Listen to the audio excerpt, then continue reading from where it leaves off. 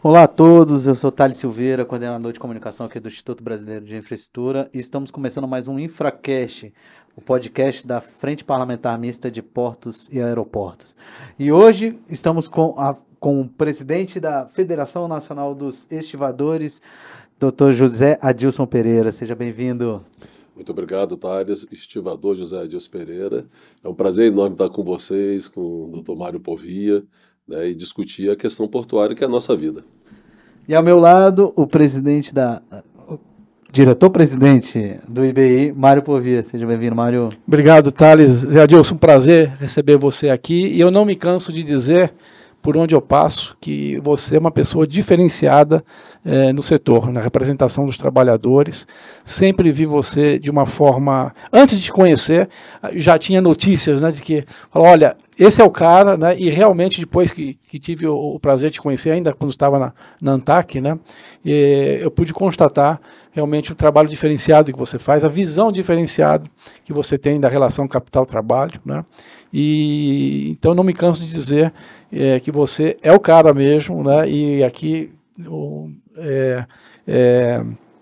dizer para você o profundo respeito, né, que eu tenho pelo teu trabalho, pela pessoa que você é e pelo trato fácil, não é, que você tem com as coisas, com a maneira de comunicar. Então, prazer ter você aqui, viu? Muito obrigado. Você sabe que o senhor me faz estudar muito, né? Eu fiz um seminário participando na mesma mesa que o senhor me engoliu tecnicamente. Depois desse dia eu vou para casa só pensando no senhor, estudo muito mais, tento estudar e aprender, porque eu falei, nossa mãe, mas tem uma condição aqui, engolido pela você não pode me chamar mais de senhor aqui, vamos parar com esse negócio aqui. Doutor Adilson, sempre começamos aqui o nosso podcast querendo saber um pouco sobre a biografia dos nossos convidados. Então conta pra gente, quem é José Adilson Pereira? Boa. Primeira profissão foi peixeiro. Aí começa brincando. Um dia eu fui falar isso, brincadeira. Fui peixeiro, passei pela Escola Técnica Federal, técnico em mecânica, fiz administração de empresas, né? E antes de começar a administração de empresas, acabei entrando no Porto com 18 anos de idade. Agora, tudo isso no Espírito Santo? Tudo isso no Espírito Santo. Agora eu vou fazer 18 de outubro, coincidentemente no dia do estivador, 40 anos de estivador. Então, muito bom, né? Entrei com 18 anos. Entrando novo, começou a discussão da Lei 8.630. Como a gente veio de origem de grupo de jovens, participava nas comunidades, naquela época, né, a comunidade eclesial de base, que ia lá nas comunidades, fazia um trabalho educacional e tudo, cheguei no sindicato, não tinha como não ser, participar das assembleias, participar de tudo que acontece. E neste momento peguei a discussão do PL 8, né, lançado pelo presidente Collor, e depois evoluiu, virou na Lei 8.630. Naquela época, você vê, há 30 anos atrás, né, ou mais, uma estiva bem conservadora, mas já teve a sabedoria no Espírito Santo de pegar os novos e falar, vamos embora vocês para Brasília fazer o lobby político na discussão da Lei 8.630. E naquela época a gente teve a capacidade de estar junto com os grandes lutadores históricos da estiva, discutindo a Lei 8.630, ajudando a coordenar o lobby em Brasília, que foi essa lei que saiu e que criou o órgão gestor de mão de obra, né? Então, de lá para cá, passamos por um bom tempo, se tornamos dirigente algumas vezes, né? Sindicais do Espírito Santo, fui secretário várias vezes, né? Depois disso, fui ser presidente, fui 4 mandatos de presidente, agora estou como representante sindical, né? Por esse trabalho realizado lá, a gente, em vez de fugir da legislação, nós partimos para cima dela para implantar. Em vez de destruir o ógmo, nós falamos, vamos implantar e vamos navegar na legislação, o que é fundamental para a gente fazer. Que é manter o registro do trabalhador portuário, que é coordenar as negociações coletivas, que a gente tem um padrão de vida, de qualidade, de tudo. O sindicato se transformou, porque saiu tudo do sindicato para o órgão gestor. Então, em vez de a gente correr, nós partimos para cima disso. Então, fizemos uma implantação muito profunda no Espírito Santo, da organização da gestão da mão de obra. A gente acha que a Convenção Coletiva do Espírito Santo é a mais aprofundada em todas as relações institucionais da lei aplicada e serve de modelo para tudo isso. E tivemos grande sucesso nas discussões todas. No Espírito Santo tem uma característica diferente, porque tem todos os aspectos de porto, todos os modelos. E lá tem o terminal de produto siderúrgico de Praia Mole, que Fernando Henrique, numa canetada, num decreto, tirou a Cosipa e Praia Mole de Vitória da área do porto organizado. Ali tivemos um grande debate e conseguimos se manter até hoje lá, 40 anos trabalhando numa área, num porto fora da área do porto organizado. Que é um terminal de uso privado, né? Um consórcio, né? Movimenta 8 milhões de toneladas de aço e a gente consegue manter as relações de trabalho. Em algum embate nessa história, eles já foram para o TST e nós perdemos. Eles podem trabalhar com quem quiser. Mas a nível de negociação, de mobilização, de competência do trabalho, a gente consegue se mantendo nesse terminal. Outra questão também foi Porto Céu, que depois da Lei 12.815 saiu da área do porto organizado, com discussão com os trabalhadores do Espírito Santo, porque a gente viu que tinha 1 bilhão e 500 milhões para investir. Barra do Riacho, né? Barra do Riacho, Porto Céu, movimento em torno de 9 milhões de toneladas, 6 milhões de toneladas celulose. Nós, com a presidente Dilma, falamos sim, pode sair da área do porto organizado, mas traçamos protocolos de negociação, de proteção dos trabalhadores, também estamos lá até hoje, fora da área do porto organizado. Então, 80% da nossa remuneração vem fora da área do porto organizado. Por quê? Convenção com todos os aspectos institucionais muito bem planilhado, todos os aspectos de negociação coletiva muito bem aprofundado e uma profunda organização da gestão da mão de obra, traçando qualidade do trabalhador portuário. Então isso consegue a gente fazer, estar no terminal fora da área do porto organizado. Alguns trabalhadores, quando eu falo isso, falam, então ele não tem preocupação com a exclusividade total. Que se nós não tivéssemos exclusividade, nós não negociava tão bem como nós negociamos agora. Quando tirar ela, tira uma ferramenta nossa e pode precarizar a nossa mão de obra. Participei da discussão da 12.815, pesadamente, representando a CTB, Central dos Trabalhadores e Trabalhadoras do Brasil. Então, isso já no Congresso, né? Já no Congresso, em 2013, a medida provisória... A medida provisória em vigor, portanto, né? Então, debatemos muito isso. Então, participei também, tu vê, 8.630, 2.815, aí sim, aí vim para a federação, porque exatamente esse modelo de organização da gestão, depois de muita discussão com o Brasil todo, pediram para a gente assumir a Federação Nacional de Estivadores. Eu já estou lá há 6 anos, estou no 2º mandato, falta 2 anos para concluir meu mandato. Exatamente para isso, para tentar fazer com que o Brasil evolua na organização da gestão da mão de obra, evolua na negociação coletiva e que a gente implante as legislações existentes de forma mais aprofundada. Mais uma discussão legislativa aí foi a 14.047, a lei da pandemia. Aí sim, como presidente da federação, nós coordenamos todos os debates, todas as discussões. Então foram aí 40 anos muito intensos, de muita discussão de mudança da legislação portuária, né? E agora, lá vem nós de novo, depois desse tempo todo, numa nova discussão, com a comissão de juristas fazendo debate de mudança da legislação, lá vai nós para uma discussão e um debate profundo, novamente neste momento. Zé Adilson, que leitura você faz da Lei 8.630 sob o ponto de vista da relação capital-trabalho, não é? Acho que esse era o grande lance na época, né? Nós tínhamos ainda o governo operando, né, a atividade portuária, não é? Naquele momento decidiu-se que o governo se afastaria da operação, apesar da lei não tratar disso em estrito senso, né? Mas foi o que aconteceu efetivamente, né? Houve a criação do órgão, né, que acho que foi uma grande sacada, né, para fazer essa questão da intermediação da mão de obra, preservando o sindicato naquilo que é representação, né, e não na intermediação, e o órgão fazendo essa ponte com operadores portuários. Saiu fortalecido o trabalhador portuário, foi uma boa medida. Que balanço você faz lá em 93 primeiro, depois a gente vai falar de 2013? Primeiro momento foi uma perda muito grande, porque quem fazia toda a organização de gestão eram os sindicatos. Então, os sindicatos faziam todo o pagamento, faziam absolutamente tudo. Eu venho no sindicato extremamente organizado. Mas essa era a média do Brasil? Todos os sindicatos eram organizados? Não, não era. A gente tem que ser sincero nisso, alguns não eram totalmente organizados. Mas a gente vinha de uma organização muito grande. Só para você ter ideia, o presidente da época foi na Vale do Rio Doce, pegou, olha os termos, né? Pegou um camarada de CPD, que é, né, banco de dados, pegou um camarada de contador e pegou um administrador, trouxe para dentro do sindicato para fazer a administração do sindicato.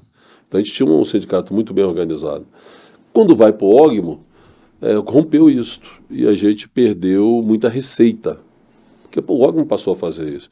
Então o sindicato teve todo um desequilíbrio naquele momento e começou uma coisa nova, que era, na época tinha 8179 da Sunaman, o governo discutia e baixava o que seriam as relações, reajuste e tal, não tinha muita negociação coletiva. Né? Começou uma negociação coletiva nacional através das federações. Então, quando veio a lei, isso se rompeu e a gente passou a ter a negociação regional. Então, todo mundo começou no processo de negociação coletiva. Então, todo mundo teve que aprender isso. E saindo da negociação, quando tinha, que era nacional, para ser regional. Então, teve que formar lideranças, então teve um baque nisso aí. Então, eu digo a você, se você pergunta, nós passamos por isso, mas somos fortalecidos. Saímos e se refizemos, se recompomos na coisa. Interessante. Toda. Aprendemos isso. Então, 30 anos depois, nós fizemos uma recomposição e hoje eu estou no Brasil tentando organizar essa recomposição para a gente poder trabalhar. A visão era de o OGMO cumprir o que é negociação coletiva, isso a gente trabalhou sempre muito. Eu sempre falo isso e o setor patronal às vezes fica aborrecido. O OGMO não precisa pensar. Nós temos que negociar tudo que tem que ser negociado para que ele cumpra. Se você faz isso, ele é o melhor OGMO do mundo, porque ele não precisa ficar lá brigando para resolver algumas coisas de organização da gestão da mão de obra que não estão resolvidas pelas partes e às vezes ele tem que intervir para fazer. Às vezes ele tem que tomar atitude. Então, a gente sempre trabalhou isso. Então, você defende uma neutralidade do OGMO, portanto? Eu defendo a neutralidade, eu defendo que a gente resolva as questões todas. Então, agora, temos que assumir que não conseguimos ter isso em todos os postos do Brasil, que a negociação evolui. Se você pegar o Brasil pelo seu tamanho, você tem evoluções diferentes de negociação coletiva. Esse foi um papel meu vindo para a presidência da federação. Fazer uma coordenação das negociações de forma que todo mundo evoluísse.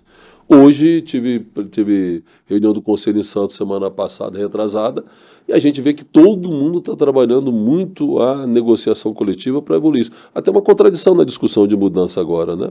Que está tendo acesso no Rio de Janeiro, foi fechado acesso em Santos, Vitória entrou muita gente aí, quase 1.000 e poucas pessoas aí, num período muito curto, e as negociações estão evoluindo muito.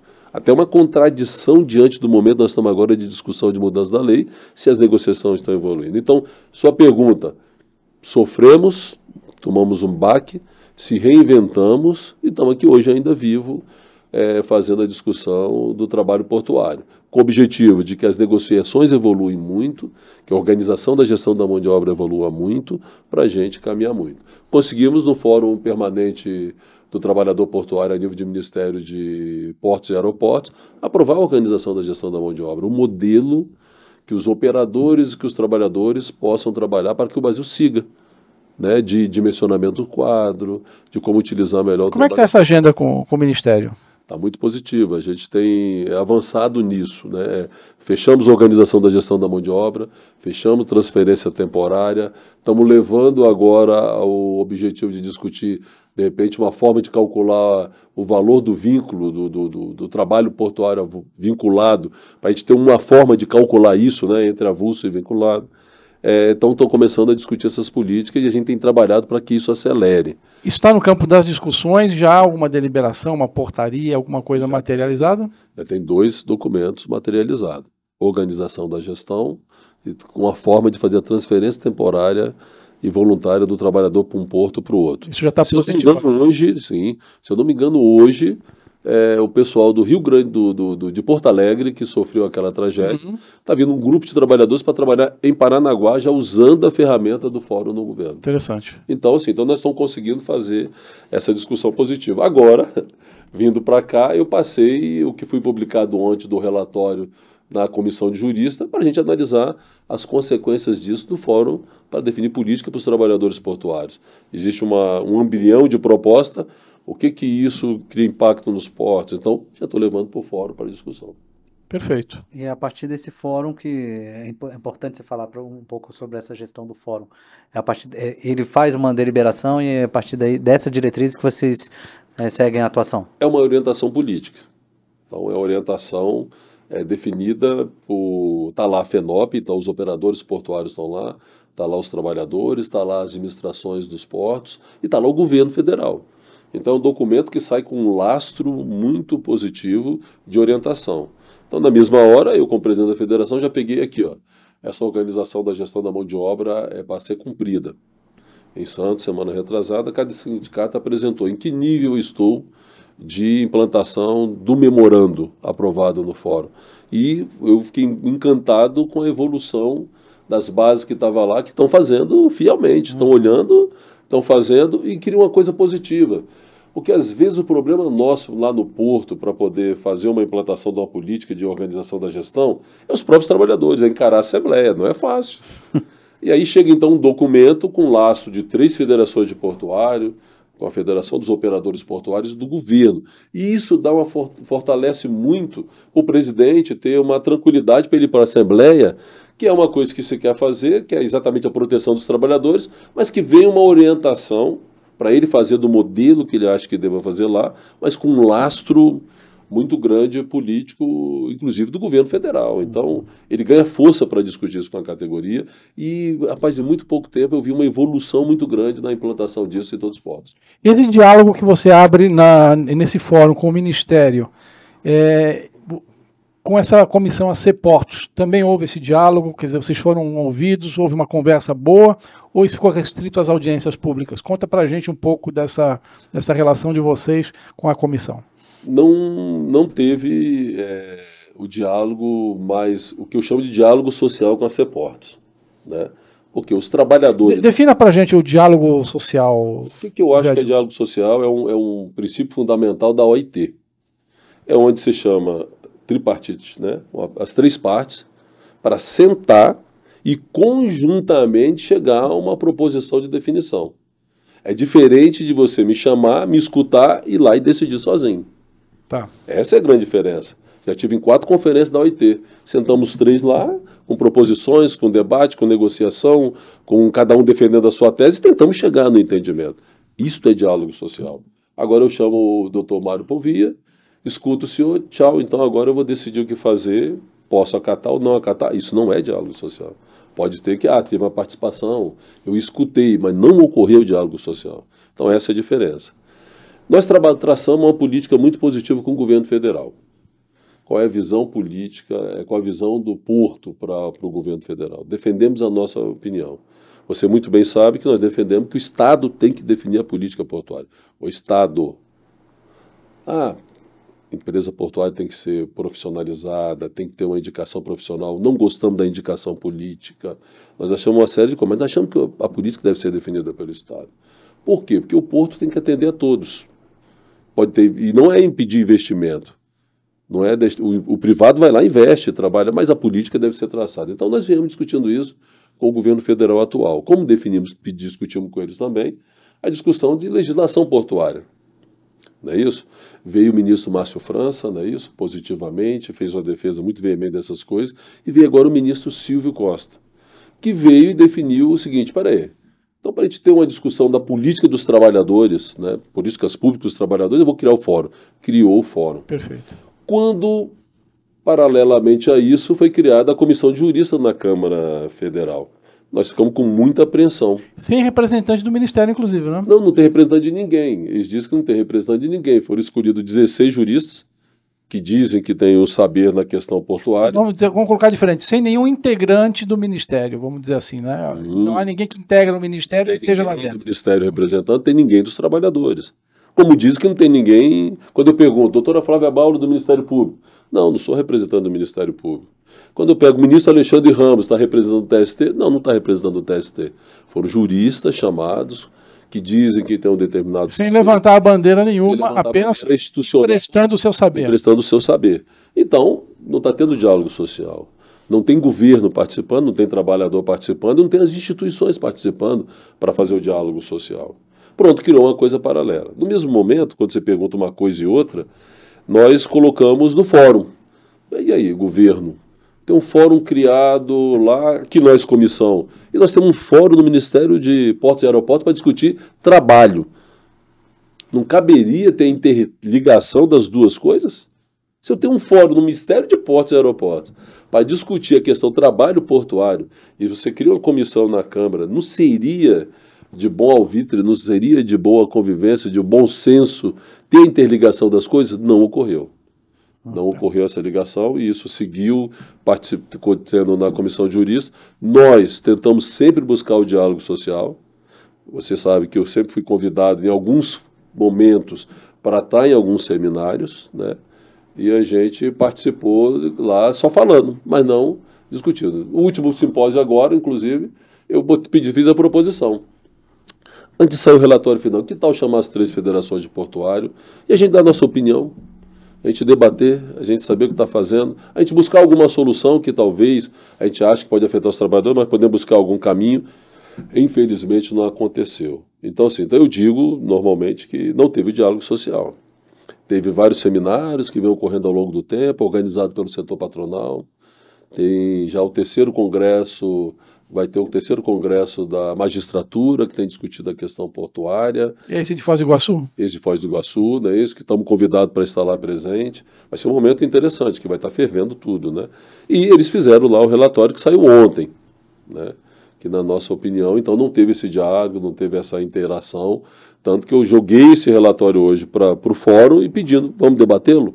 Vamos ver quais as consequências que tem para as políticas públicas, para os trabalhadores portuários. O relatório da Ceportes. Da Ceportes, que vai ser votado dia 23. Então, deixar só claro aqui, Thales, o Zé Adilson tem esse documento, nós não recebemos. Eu estava falando com o Mauro agora há pouco, o Mauro, presidente do nosso conselho, também não conhecia o documento, mas vamos ter como verdadeiro esse documento, Zé. Eu não sei se isso pode ter um grau de oficialidade, né? Digamos assim. De qualquer forma, ele preocupa? Como ele tá, como você leu? Ele simplesmente destrói, tritura os trabalhadores portuários. Ele muda totalmente. Estão preocupados, tanto que estamos com greve marcada para dia 23, 12 horas de paralisação. O dia que vai ser votado, ocorreu emendas, né, dos atores, ocorreu tudo, e ele vai ser votado dia 23. Então nos preocupa muito. Quer dizer, isso é uma proposta de texto que vai ser submetido a um plenário da Ceportes, é isso? Ceportes, 23, com emendas que foram apresentadas, que foi até sexta-feira o prazo das emendas. Tá. O relator deve estar analisando essas emendas que foram apresentadas, e isso nos preocupa.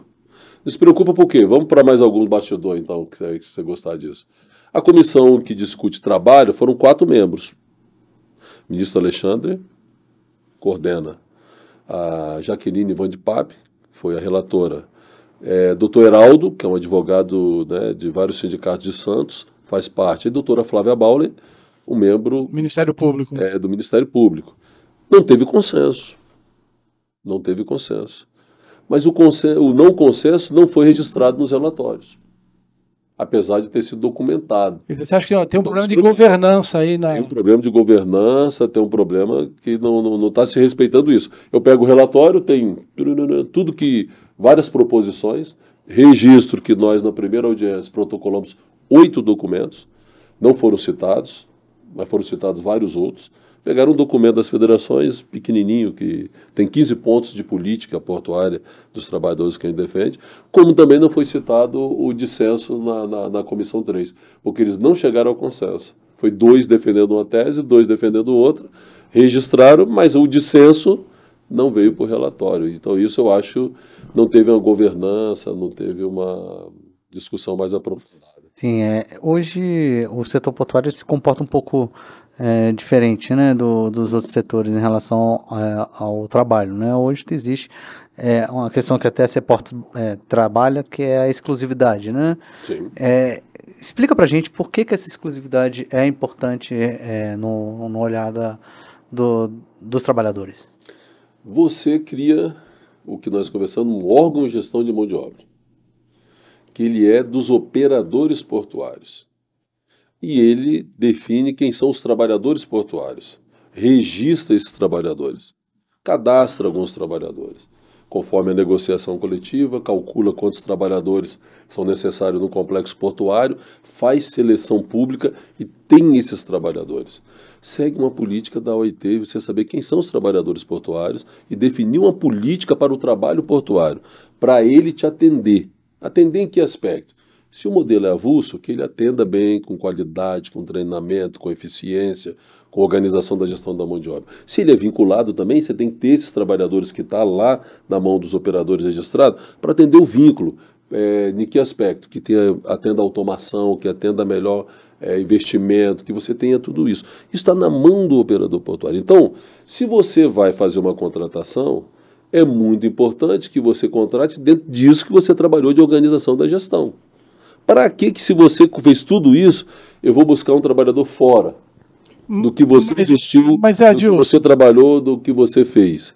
Aí por isso que a OIT fala que você tem que saber quem é o trabalhador portuário. Na nossa legislação, nós definimos a exclusividade. Então, já que você fez isso, aquele trabalhador, que você fez essa política, que você traçou, ele é exclusivo.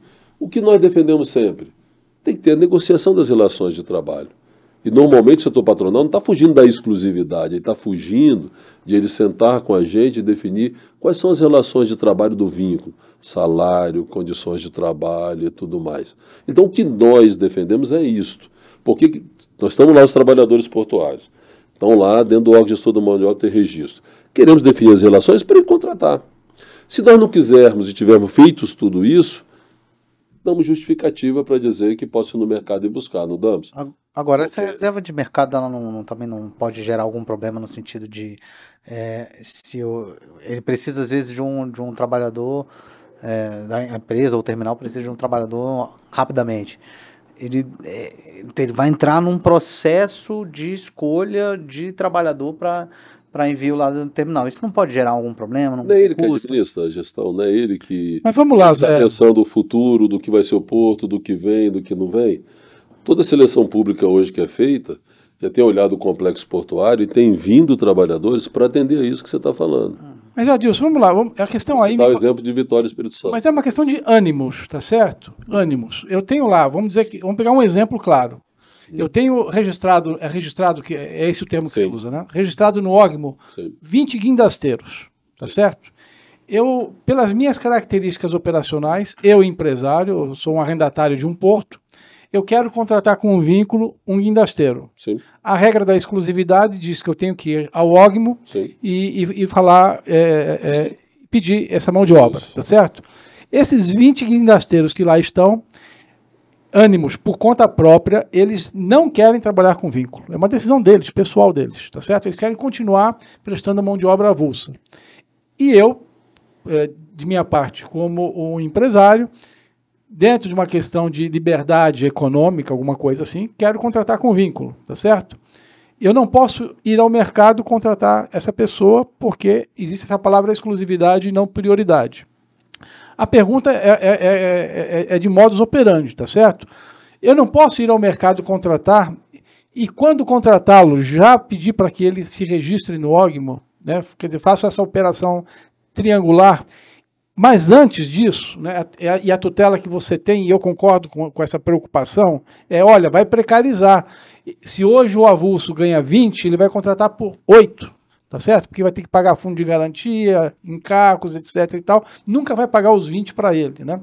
Você não consegue ter esse diálogo e arbitrar um valor, um piso, para remunerar esse profissional e fazer essa triangulação. Qual é a contraindicação de se lançar a mão dessa solução? Isso que eu não consigo entender. Assim, se os 20 disser não quero ir, tem toda a justificativa do mundo para você contratar onde quiser, porque ninguém quer ir. Mas o problema é por que ele não quer ir. Porque não tem as relações de trabalho definidas, é o que você acabou de falar. Normalmente o setor patronal não vem e fala, eu quero regulamentar o vínculo, eu quero contratar, vamos embora, qual é o salário, quais as condições. Ele não abre essa informação. Não tem feito isso, ele vai direto ao OGME e aí normalmente tenta levar um salário muito baixo, tenta fazer um processo que nenhum dos 20 passa, tenta fazer uma série de situações que acaba, ninguém vai vir. Se fosse a primeira coisa que você falou, ninguém quer ir, mas eu tenho as relações de trabalho todas definidas, negociadas, não tem discussão. Mas o problema é que ele não faz esse processo de negociação. Vou citar agora Vitória, eu, o Sérgio Aquino, e junto com os sindicatos conferentes, fechamos o vínculo empregatício no Espírito Santo, que não havia. Ele falou, eu quero vincular, então vamos lá, vamos sentar todo mundo, sentamos, regulamentamos tudo. Os próprios sindicatos, na hora de discussão, não, mas aí, se não tiver o registrado, não vai o cadastrado. Se não tiver jeito, não tem jeito, ninguém quis ir. Mas nós definimos as relações. Então o problema, Mário, está exatamente disso. As relações não são definidas. Normalmente o salário ele vem extremamente aviltado, de forma que não vai aceitar, o trabalhador não vai aceitar. A quando às vezes você resolve o processo de seleção. Se eu tenho trabalhadores que estão no OG, me atende todo o complexo portuário, opera os seus guindastes corretamente, estou falando de coisa de qualidade e tudo. Como é que agora que eu não consigo passar aqui? Não consigo passar no processo seletivo. Portucel, nós fizemos uma seleção pública, 95% veio com terceiro grau, nível de universidade, vários negócios. Não conseguiu passar no processo seletivo os trabalhadores. Então, assim, então a gente entende que se fizer as relações de negociação coletiva, tudo muito bem concreto, esse problema que você falou se resolve. O problema é que não acontece. Zé Adilson, você está colocando aqui, cada exemplo que você cita, quando chega em Vitória, você fala, em Vitória a gente não tem esse problema, mas em Vitória a gente não tem esse problema. Eu diria, será que o problema não está no fato de a gente não ter outros Zé Adilsons pelo Brasil? Porque onde você atua em Vitória não tem problema nenhum. Tudo está resolvido, tudo não se replica por lá, não é? Mas a coisa não está boa nas relações com outros clusters, digamos assim, né? Será que você não... o problema não está na inflexibilidade, digamos assim, de outros dirigentes, de outros sindicatos? Ou você acha que... De outras vitórias também, né? Isso de linguagem meu, porque como eu sou de lá e eu sou viciado em citar exemplo prático do que e bons exemplos, né? Acaba falando Vitória. Mais de 16 bases no Brasil já tem um vínculo trabalhando, já está se fazendo, já tem a negociação, algumas coisas resolvidas, e alguns postos têm problema, mas de outros sim, isso já evoluiu. Então existem outras vitórias. Normalmente nós temos um problema na hora que vai discutir a questão portuária. Santos é o maior porto da América Latina. E todo mundo olha muito para lá. E está correto olhar para lá. Mas já existe mais de 12 vitórias. Vários portos, as negociações evoluíram, a organização de gestão evoluiu, o vínculo empregatício evoluiu, e a gente defende que os dois modelos têm que caminhar corretamente. Meu vício de linguagem leva a achar que é só vitória. Não é. Eu tenho feito isso nos seminários, falando muito pesadamente, que nós temos mais de 12 portos no Brasil, que as relações de trabalho estão fluindo muito, trabalhando muito. O OGMO, ele é capaz de atender hoje a demanda de trabalhadores portuários nos portos brasileiros? O OGMO é dos operadores portuários. Desculpe. O OGMO é o intermediário. O sindicato. Para entender o que vocês estão me questionando, o operador portuário deveria estar pensando no futuro. Não é isso? Poxa, eu vou precisar, vai vir uma tecnologia, eu preciso de gente que tenha essa qualidade. Tem que trazer para dentro do OGMO quem tem essa qualidade. Tem que fazer a forma de fazer isso. Não é isso? Então, isso é fundamental que se faça. Nós temos um problema que surgiu nessa guerra aí do capital e trabalho. Temos sofrido no Brasil todo o que o setor patronal tem feito de tentar não ter acesso aos quadros, de romper o acesso aos quadros. Para quê? Para romper a exclusividade. Para quê? Para reduzir equipes de trabalho. Para quê? Para ele aferir algo nessa negociação coletiva, desequilibrando o sistema. Todo mundo já passou, eu passei por isso em 2005. Nós rompemos agora o Rio de Janeiro, colocando 100 trabalhadores, aí vira o seguinte, poxa, quanto tempo nós erramos? 34 anos sem entrar ninguém. Como que uma empresa aguenta 34 anos sem ter um turnover, sem ter uma oxigenação, sem ter entrada de novos trabalhadores? Paranaguá vai romper isso agora. Mas Maranhão já entrou, Recife já entrou, Santarém já entrou. Então, nós tivemos um bloqueio de acesso dessa discussão capital e trabalho entre avulso e vinculado, entre ter as negociações coletivas, que o próprio setor patronal está pagando o preço por isso. Aí você me pergunta, o OGMO tem a condição? O próprio operador que organiza a coisa fez um bloqueio que hoje talvez não tenha como deveria ter por causa disso. Zé Adilson, capacitação. A gente tem um modelo de capacitação hoje, os empresários reclamam que pagam 2 vezes, né? Tem uma retenção aí na contratação de fretes, né? Que vai para um fundo, né? E que não tem atendido a contento as demandas de capacitação, portanto tem que investir em capacitação 2 vezes. Isso está, de uma certa forma, deve ser endereçado agora, se não dentro da Seportos, seguramente numa outra instância, né? Acho que eu estive recentemente na CNT, parece que o Sistema S está querendo absorver essa responsabilidade por capacitação. Como é que vocês estão vendo isso Vocês estão preocupados com isso? Isso está na agenda a qualidade da mão de obra que é oferecida, né? O sarrafo, a qualidade do serviço. Isso está na agenda de vocês? Ou é algo para se discutir depois? Como é que está isso? Isso é prioridade. Esse é o principal ponto que nós temos. A qualificação nos desemprega. A pergunta que vocês fizeram é exatamente porque a gente não desenvolve no OG uma qualificação necessária para o que nós precisamos para o momento e para o que nós precisamos para o futuro. Então isso nos desemprega. Então isso é o primeiro ponto da ordem do dia nosso. Os OGs não têm formado como deve. Aí sim, vem toda aquela discussão. O recurso sai do setor patronal, vai para a Marinha e depois não retorna a quantidade necessária para formar o que nós precisamos. Então isso está nos matando, está nos desempregando. Temos um debate muito aprofundado com a FENOP disso, onde nós traçamos definições políticas juntos nessa agenda de formação, tá certo? Nós queremos discutir qual é a política de formação. Nós não gostaríamos que, de qualquer lugar que fosse, a gente construísse castelos, porque normalmente a formação, aí você começa a criar tanto gerenciamento e tanta estrutura, que de R$100 da formação, retorna para o trabalhador R$10. Não precisa. Podemos utilizar isso. Em determinado momento falamos em criar o S portuário. Aí não conseguiu criar o S portuário. Em determinado momento, na medida provisória 932, a CNT tentou pegar o recurso para ela, passando por cima de todo mundo. Nós e FENOP conseguimos brecar isso no Senado Federal, manteve isso. Só que agora nós estamos num ponto.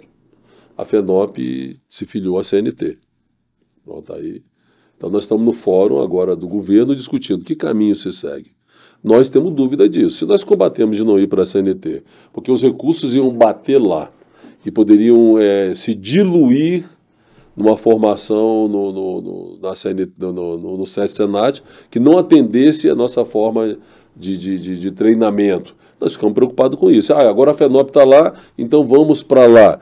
Então nós estamos pedindo o quê? Converse FENOP e CNT e nos diga como é que vai ser isso. Dentro daqueles pontos que nós traçamos, que já temos consensado, para saber se vamos atingir nosso objetivo. No meio do caminho, a FENOP tentou até fazer uma medida provisória para dizer os 2,5% vai ficar no OG. Sim, para nós não é nenhum problema, porque é um recurso que sai do setor patronal, estaria no OG gestor de mão de obra, estaria dentro de uma política de treinamento.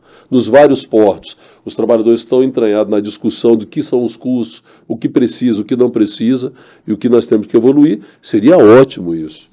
Em algum momento, nós já defendemos, precisamos construir estruturas, precisamos disso. Não tem os IFES. Em cada porto, se eu não me engano, tem um IFES perto. Por que não usar os IFES para poder formar os trabalhadores? O que é? Defina os IFES aí para a gente. Instituto Federal, né, de Formação Tecnológica, que eram antigas escolas técnicas, né? Sim, FATECs. FATECs. Então, você tem essas estruturas para poder formar. Então, por que não usar isso aí? Então, nós estamos nesse debate profundo agora, né? A FENOP falando, foi para o CNT, tem a questão 7 Senat, nós estamos falando, como é isso? Está no fórum do governo federal esse debate. Estou coordenando isso no grupo trabalho. Então, sim, Povia, isso está na ordem do dia, está sendo discutido, está sendo debatido, está vindo proposição aí na minuta aí apresentada pelo nosso relator desembargador Celso Pio, que diz que quem vai formar nós agora é o Senat. Tá certo? Quem vai certificar nós agora é o Senat. Tá, mas e o OG? Como é que fica nisso, como não fica?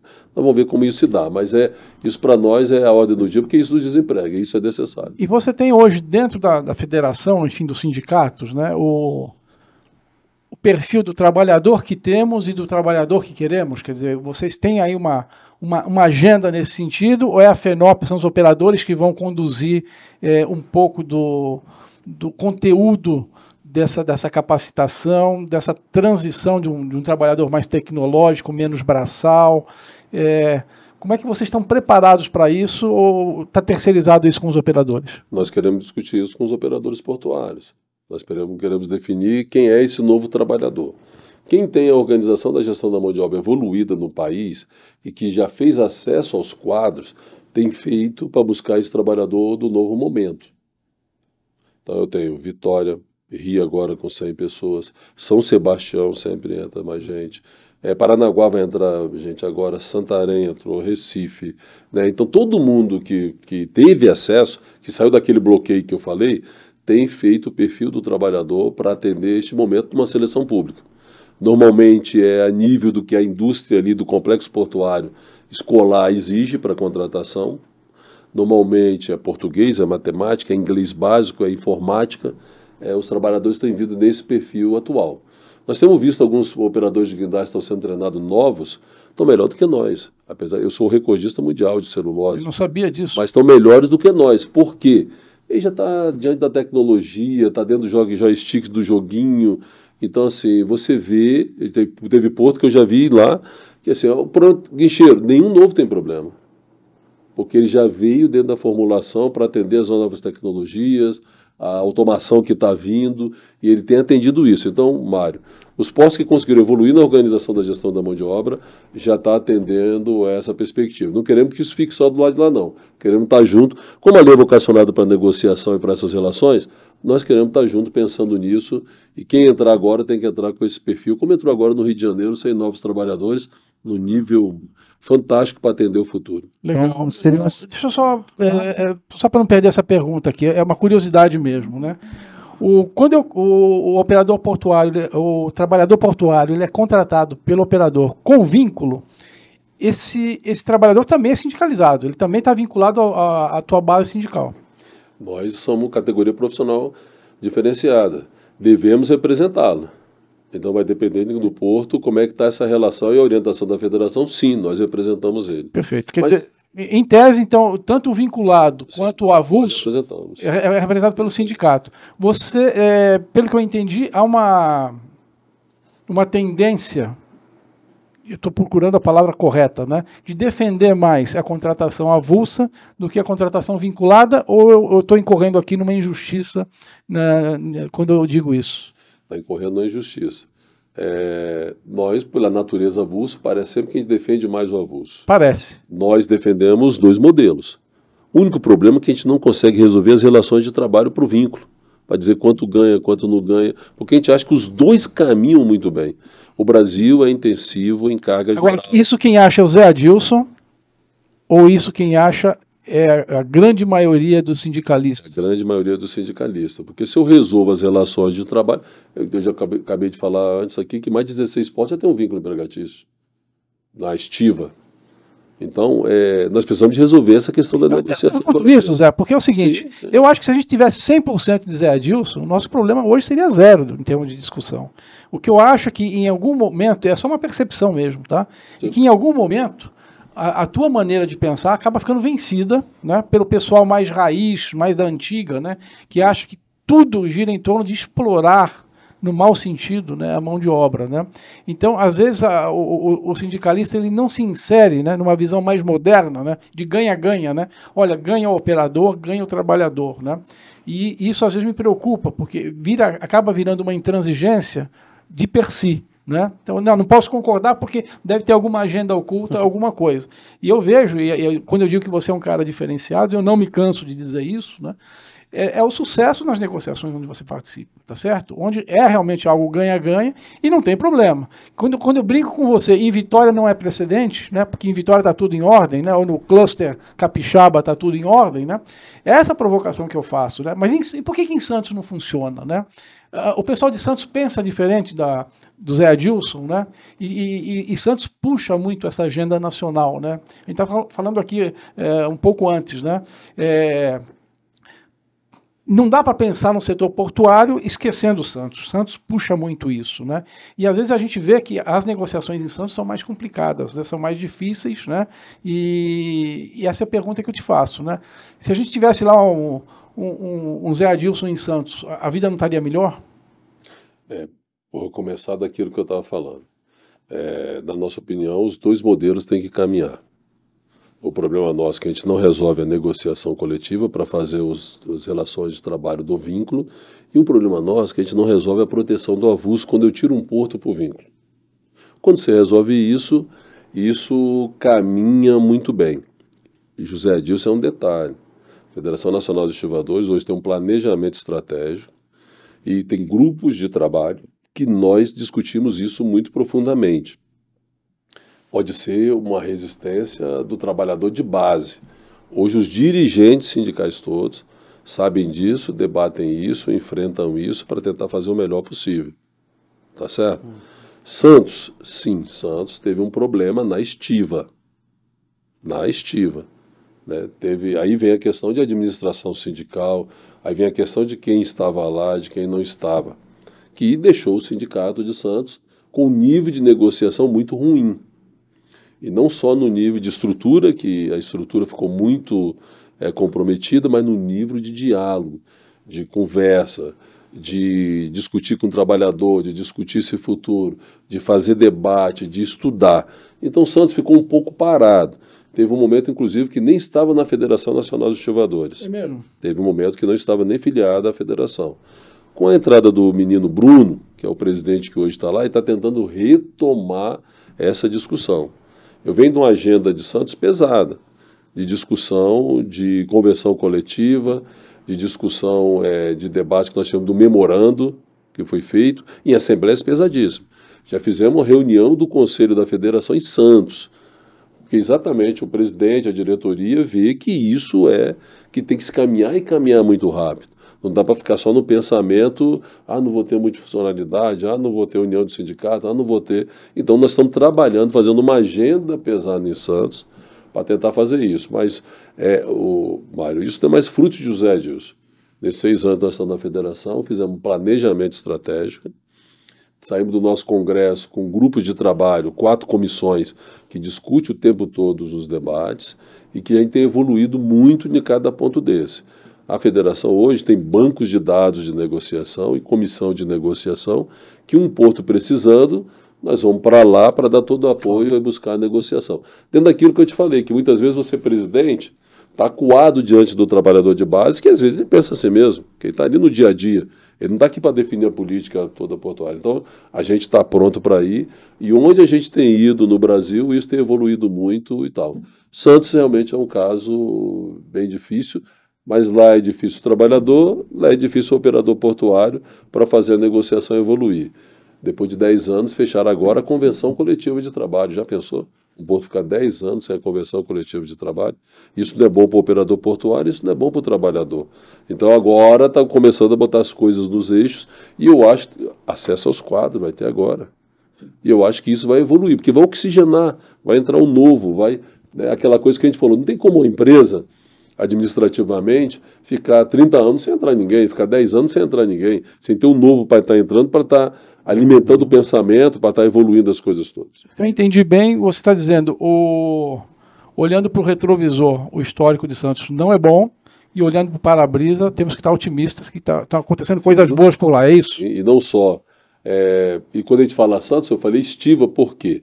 A gente vê o sindicato de capatazia fechando bons acordos, evoluindo, trabalhando, fazendo coisas que na estiva não aconteceu. Então, assim, para frente, o futuro ali em Santos é muito positivo nesse debate que nós estamos tendo agora. E estamos junto à federação para fazer o debate com a base, porque a base tem que debater, porque ela ficou muito tempo sem discutir. Ela ficou muito tempo sem se integrar com o Brasil para poder ver o que está acontecendo. Santos é maior, mas às vezes você tem que olhar todo mundo fazendo para você ver que a coisa evolui, que não tem jeito.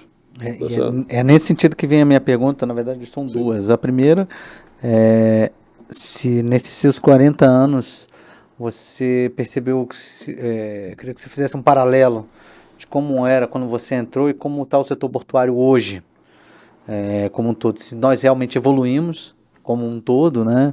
Óbvio, tirando casos e casos. E o segundo... Conta pra gente sobre ser campeão mundial aí, recordista mundial. Conta sim. Evoluiu muito, né? O trabalhador evoluiu muito. Podemos falar sindicato e tudo, mas com o OGMO teve uma evolução muito grande, de você ter a questão saúde e segurança mais aprofundada, que antes se trocava por um valor, aí o sindicato então o OGMO trouxe muito isso. A qualidade evoluiu muito, esse acesso de novos trabalhadores evoluiu muito. E eu acho que os portos atingiram o objetivo em cada legislação de dar um passo à frente, Então, o trabalhador que era do meu início, hoje é muito mais evoluído, tá certo? Dentro do que tem que fazer. E houve também a mudança tecnológica. Evoluiu muito, né? Eu fiz uma conta uma vez quando eu entrei na estiva, botava sacos de café, a gente botava 3 mil, 4, 5 mil sacos de café. Eu fiz um cálculo, então. 100 mil sacos de café, quantos homens leva? Eu guardei esse número porque ele é emblemático. 888. 100 mil sacos de café em 3 dias, se não chover. 888 homens. Entre estiva, conferente, concertarara. Hoje você faz com 26. 26 homens em 4 horas. Que é o container. Não tem jeito. Então, assim, teve uma evolução muito grande e tudo mais. Eu sou operador de guindaste. Até um dia desse me testaram, eu como presidente, eu fui no simulador, aí o instrutor falou, para. Na terceira que você fizer, você já vai me passar como instrutor, então é melhor você ficar por aí mesmo.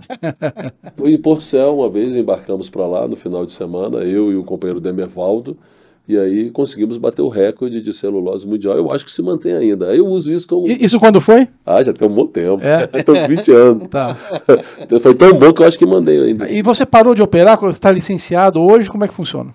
Sindicato de Estivadores de Vitória, quando você é eleito, a gente faz questão de que os trabalhadores paguem o seu salário para você estar fazendo a luta sindical, a defesa dos trabalhadores. Se você fica na luta e trabalhando, você não consegue fazer as duas coisas bem.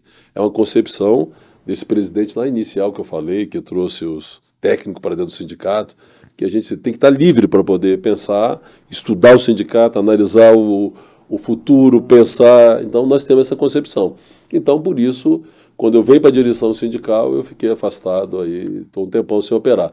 Minha última intercessão foi em 2006, que eu falei assim, eu acho que já construí uma reestruturação produtiva, geramos emprego, entrou naquela época 440 novos trabalhadores do sistema portuário do Espírito Santo, eu falei, acho que cumpri a missão.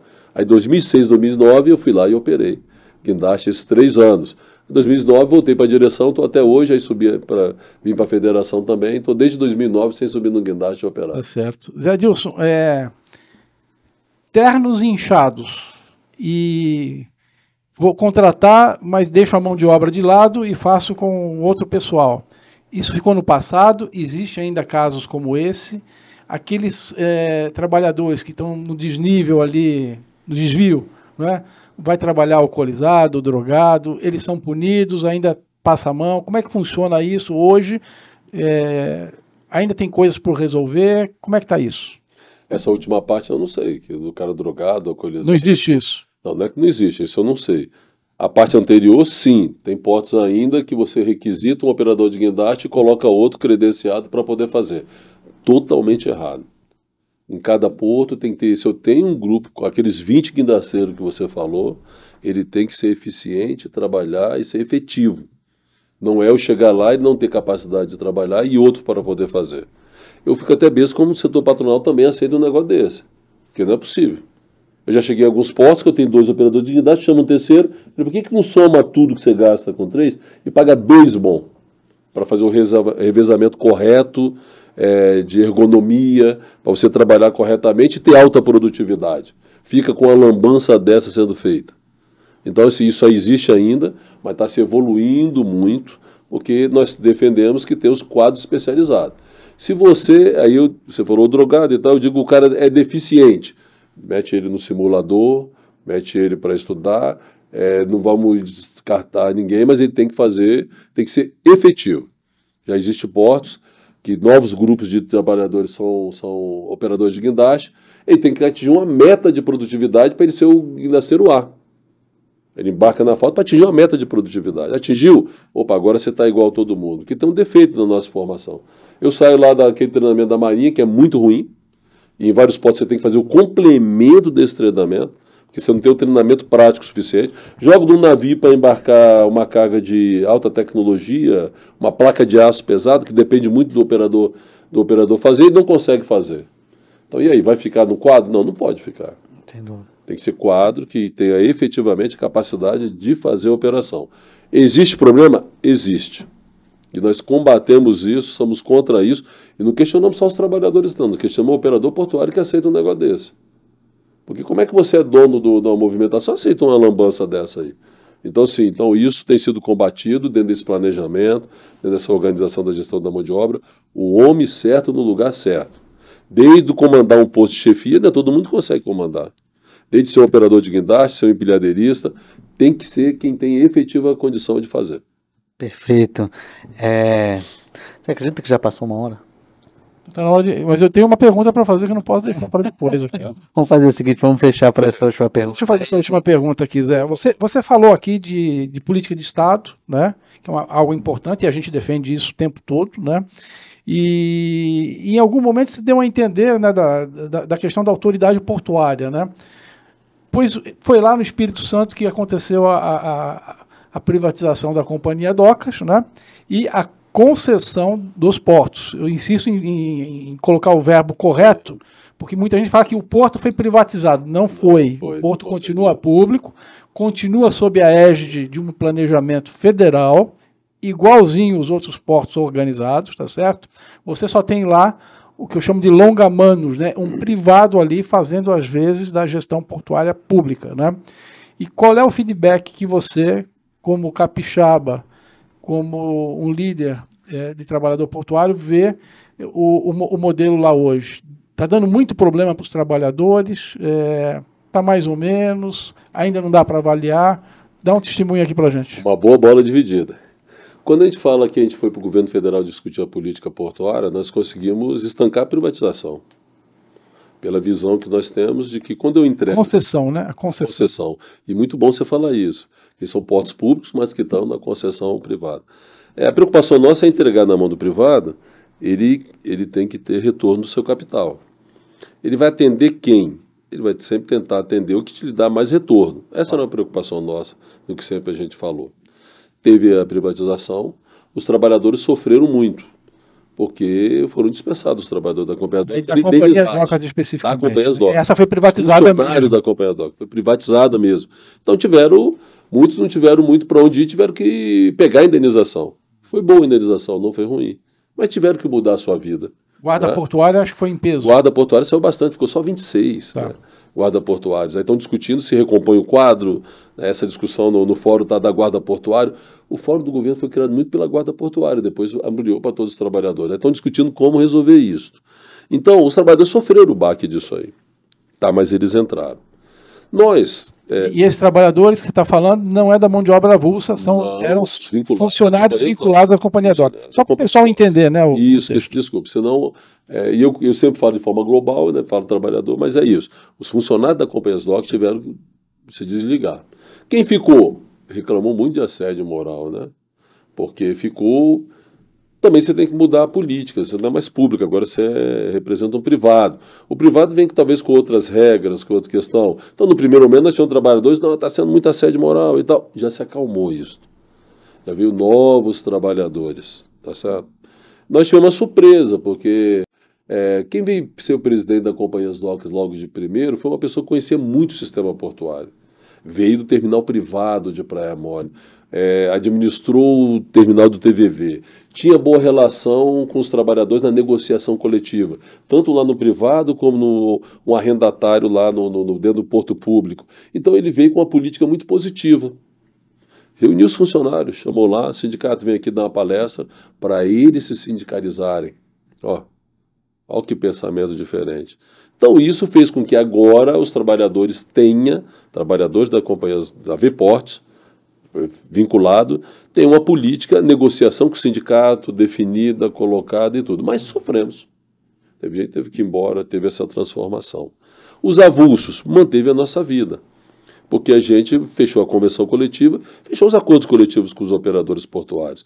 E foi definido nesse processo de Vitória que ele não faria operação portuária. Então continua utilizando o operador, então nós mantemos a nossa relação. Quem tem sofrido? O operador portuário. Porque ele saiu de uma relação pública para uma relação privada. Teve operador que quebrou e teve reclamação do privado. Por quê? Fez um projeto, ele pega esse projeto, quem oferecer mais é que ele vai fazer. Agora é uma relação privada. O terminal de Vila Velha teve um sacrifício muito grande para renovar o seu contrato de arrendamento, transformar ele de público para privado. Eles reclamaram mais do que nós.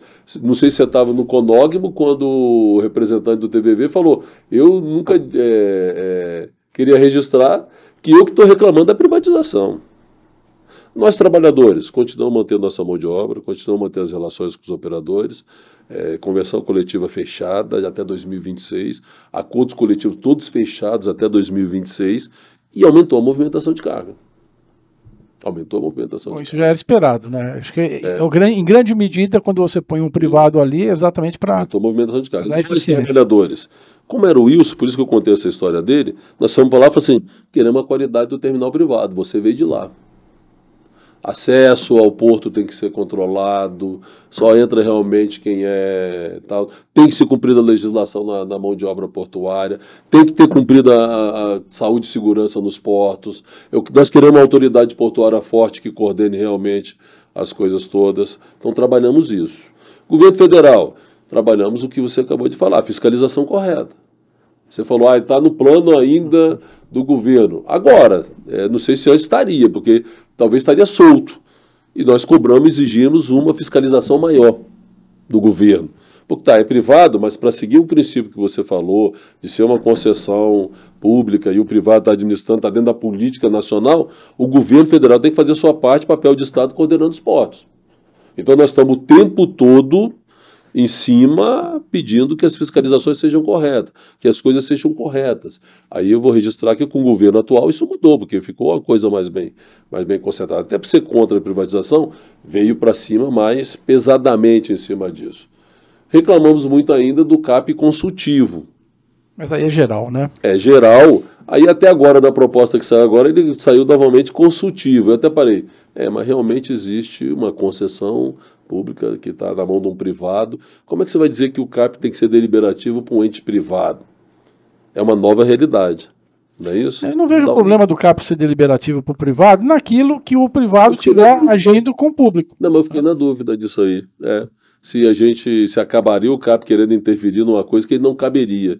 Ele não souber fazer esse delineamento que você consegue fazer muito bem. Perfeito. E a gente, às vezes, querer passar da linha do que nós temos que passar. Isso, tem que tomar esse cuidado. Você é muito bom nisso, mas eu queria, eu lá no CAP deliberativo, poderia querer passar, né, da minha linha de atuação. Regular uma tarifa, por exemplo, que está livre. Está livre. Isso não faz sentido. Estar nisso aí. Então, assim, me deu dúvida isso. Eu também acho como você, eu acho que caberia, conseguiria. Mas eu tive dúvida na hora que eu li, eu falei, realmente agora nós temos um porto concessão pública, que é privada, será que o cara não perde a vantagem, né? Não pode se basear numa maldade, se não entendimento que a pessoa tem. Oi? O PDZ. A autoridade portuária pode querer propor um PDZ, né? O CAP tem o direito de opinar nesse PDZ, que vai ser aprovado pelo Ministério. Isso, né? isso. Então, eu não vejo nenhuma dificuldade do CAP atuar aí. Né?